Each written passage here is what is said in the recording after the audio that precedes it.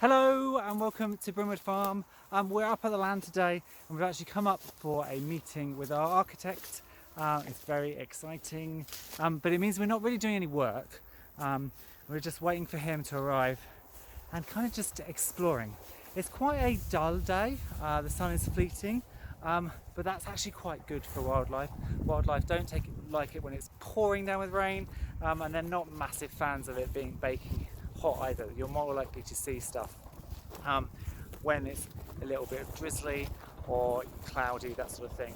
So I thought the main thing I would do today is to update you on the plans of the architect, obviously once you've seen him, and walk around the farm and just try and find some wildlife and show you how the hedgerows are evolving and what bugs we can find, and also explain a little bit more about some of our projects. So this one field is going to be kind of the main base of operations. We've got one of our owl boxes up there, our wildflower meadow is through there. You can see we've got all of this pasture.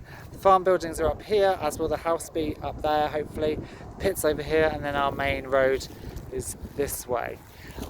And while we're going to be doing quite a lot of mob grazing on lots of the pasture, and especially on the wildflower meadow as well, once the seeds have gone over, once the flowers have gone over, and the seeds have been dispersed, we'll bring sheep and goats in to graze that.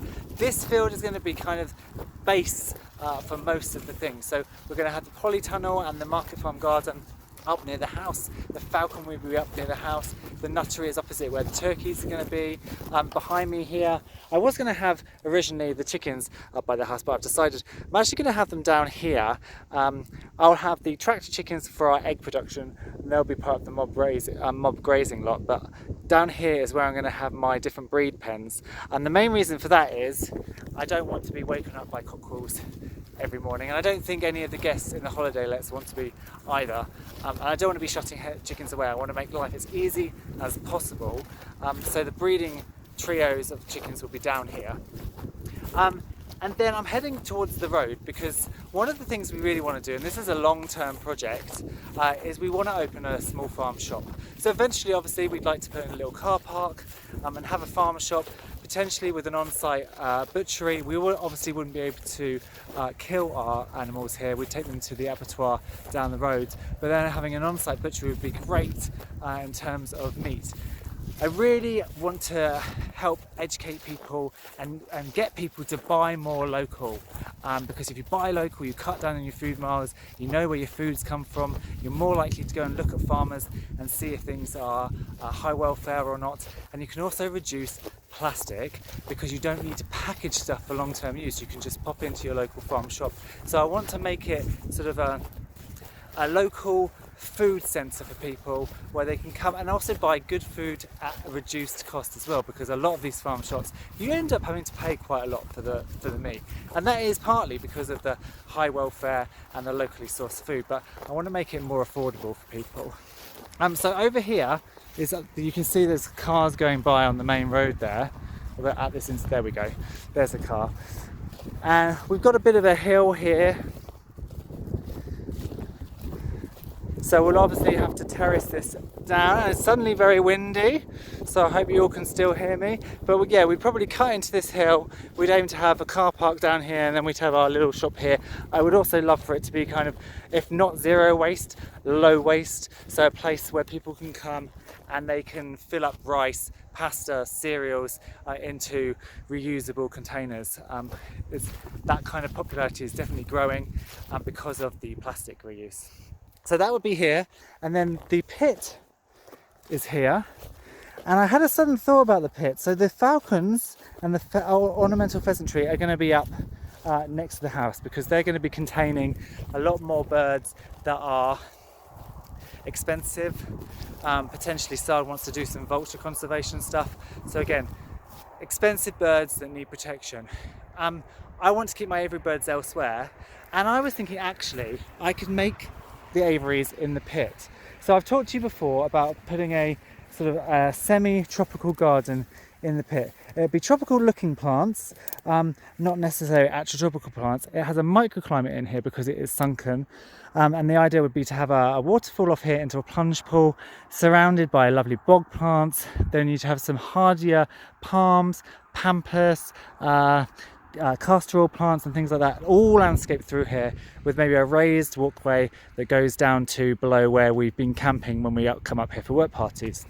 And then I thought, wouldn't it be amazing to have aviaries of my pet birds in the pit?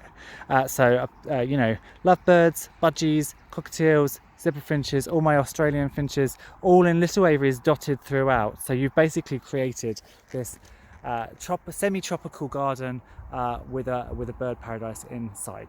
So that is a big plan for the future. I have the vision in here. Whether it will ever happen, I don't know, but hopefully you'll be able to follow us on the journey to doing it. Now, while I wait for the architect, I'm going to take you on a little tour of the farm. We're going to find as many bugs and wildlife as we can find. I'm also going to take a few exclusive Patreon videos.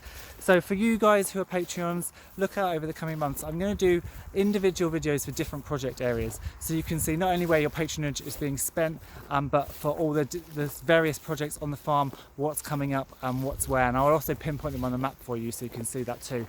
So I'm going to go and do that, and I'm going to find as many pieces of wildlife as I can.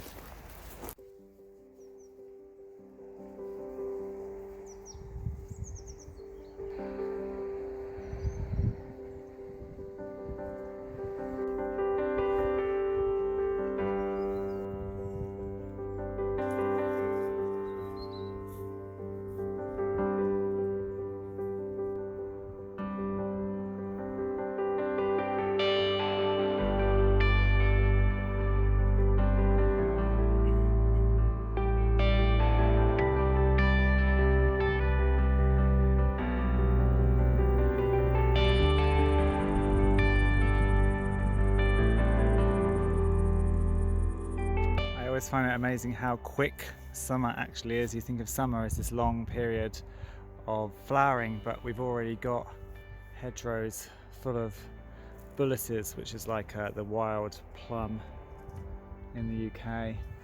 This hawthorn, all the blooms have gone. We're already getting haws. Great for haw jelly, although it takes a long time to make from all these tiny things, but it does result in a beautiful jelly, both in taste and colour. And then all of our seeds on this field maple are also developing and ready to fly off and make new plants.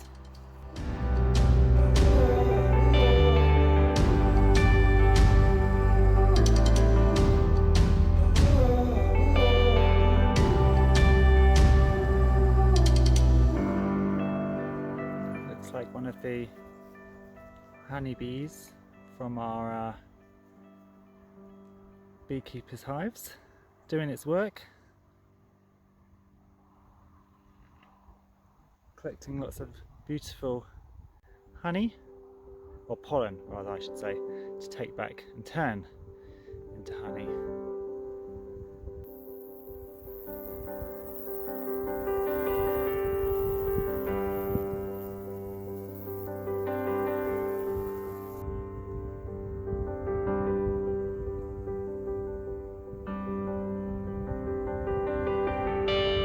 So we've just had the meeting with the architect and it went really well.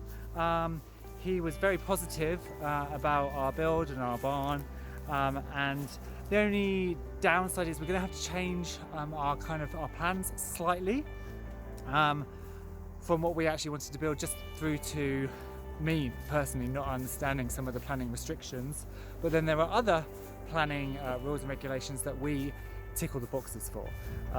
So it's really good. So the next step is that he's going to get in contact with us, officially lay out all the fees and the structure, and then hopefully we'll be forging ahead this winter with getting planning, and then early next year getting the build on the way.